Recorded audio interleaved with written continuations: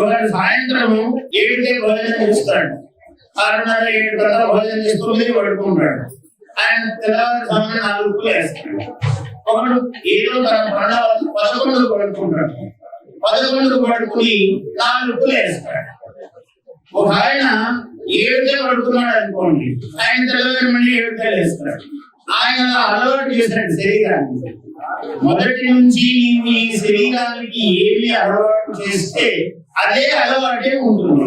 మరి ఆయనకు 6 గంటలు 5 గంటల నిద్ర, ఈయనకు 12 గంటల నిద్ర. ఎందుకంటే ఈయన 12 గంటల నిద్రను అలవాటు చేశాడు, ఆయన 5 గంటలే 6 గంటలే నిద్ర అలవాటు చేశాడు.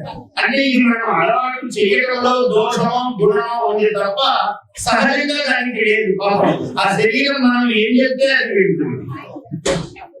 అందువల్ల మనం దీన్ని ఎలా శిక్షణ ఇస్తే అది అలా నడుస్తుంది అన్నమాట.